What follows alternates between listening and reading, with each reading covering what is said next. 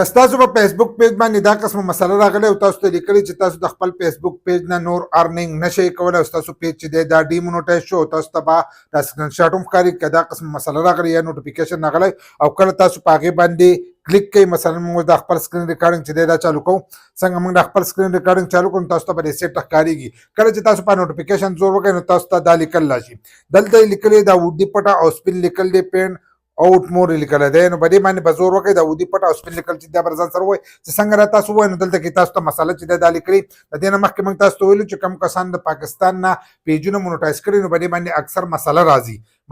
نو چې مسله تاسو ته راشي نو ستاسو دغه یو پیج او بیا تاسو د هغې نه ارننګ نشئ کولی اوس د یو کس سره پیجونه یې 3 4 ورسره 15 شپږو سره او مونوټایز وي نو هغه په هر یو پیج باندې چې دی ټرای کولی شي نو دلته کې ښه صفحه تاسو ته لیکلي چې ستاسو پیج چې دی دا نه دی لکه دا ستاسو پیج چې دی نو دا په داسې ملک کې دی چې هغه ملک چې دی هغه ایلیجیبل نه دی هغه ایل نه دی د مونوټایزیشن دپاره لکه مونوټایزیشن په هغه ملک کې ان نه دی نو د دې د وجې نه موږ ستاسو دغه پیج چې دی دا لیمیټ کړی دی که دلته وګورئ خو په پیج باندې دننه چې دا مسله نشته خو دا تاسو ته راتلی شي د پاکستان لوکیشن دار سره به تاسو نه ور اچوئ ځکه چې د هغو له طرفه دا ایلیجیبل نه دی یا به په پی اوټ کې چې دی تاسو هم د پاکستان لوکیشن چې دی دا به نه ور اچوئ خو په دې کې درته دا طریقه ښیم چې دا تاسو څنګه کتلی شئ ګورو د دلته اوس موږ د خپل پیج ګورو زموږ به پیج باندې چې دا مثلا نه پیج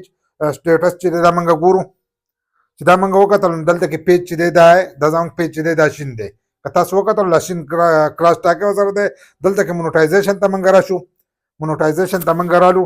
نو دلته کې موږ ته دا لیکلي دي دلته دا لیکل دلته راغلي دي خو دلته کې چې اوس موږ دغه ته لاړ شو د کروم بروزر نه هلته کې موږ ګورو زموږ په پیج نه چې دی ارننګ اوس هم کېږي مسله دا راغلې ده خو ارننګ کېږي او دا به زیاتر کسانو ته نن دا نوټیفیکیشن چې دی دا به شو شوی او دا مسله چې دی دا به ورته راغلي نو دلته کې اوس زموږ هر سره چې دي دا که تاسو نه دا سره شوي دي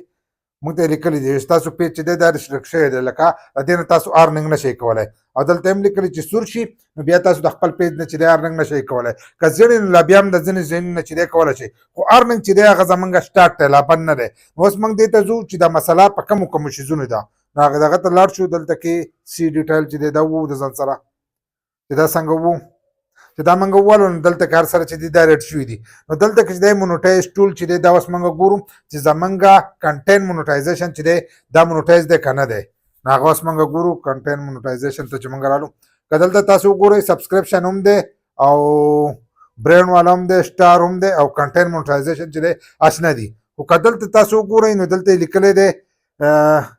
انسټریم ایډ یې لیکلی دی انسټریم ایډ چې دی دا